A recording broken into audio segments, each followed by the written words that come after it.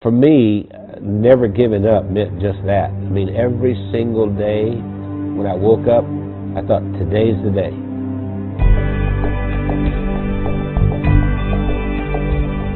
I was the second son in a sharecropper's family. And a sharecropper means that you don't own anything. I mean, you work for someone else who was a landowner. We had practically nothing. Everything was hand-me-downs from someone else. I didn't have shoes, and to this day my toes are all grown under because I didn't have shoes.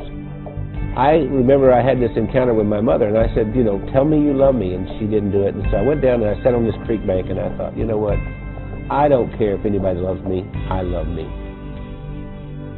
I made a list of goals that I wanted to accomplish, and they were laughable because I didn't even have 2 nickels to rub together, but my first goal was I was going to be a millionaire by the time I was 35. Number 2, I was going to have food to eat because we were always hungry. I mean, my little brother and I used to make mud pies to stop the hunger pains, and I was going to travel all over the world. Those were my goals.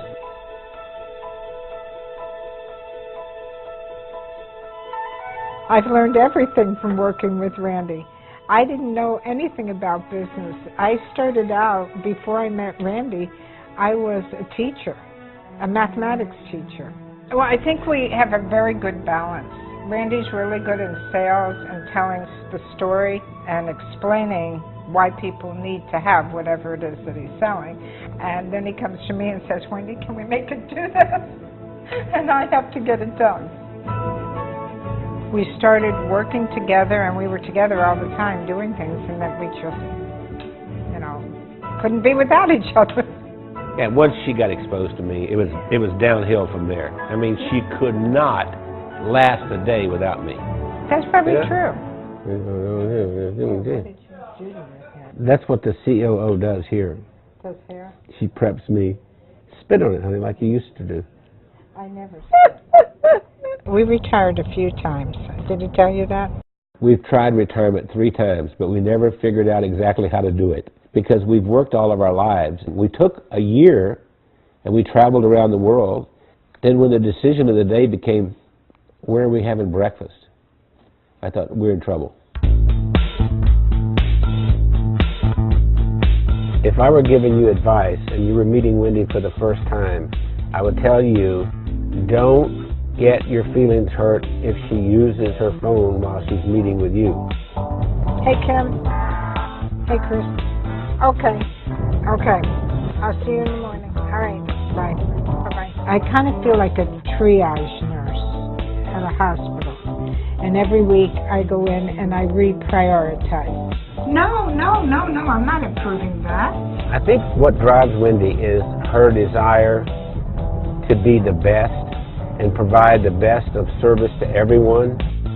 Awakened at 2:30 in the morning, and I hear this little and it's Wendy over there looking something up at 2:30 in the morning. And I'll say, why aren't you sleeping?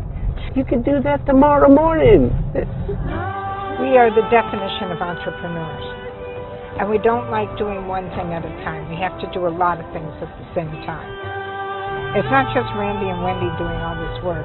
The whole team, every single one of us works around the clock. Hey, gorgeous. Listen, Bernice has been with us for what, 5, 6 years? 6 years. Yes. And we love her to death. And I love you guys. Yeah. Randy leads with his heart. And he's the most incredible person I've ever met. He's gone through so much in his life. And I believe that Randy is, I'm going to make me cry here. Randy has made the difference in my life. What's important is, what do I contribute this day to make the world a better place? I know that sounds corny, but that's really what it is. My daddy used to say, we leave here with empty pockets.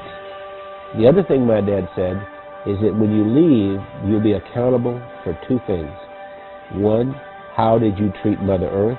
And 2, how did you treat the people on Earth?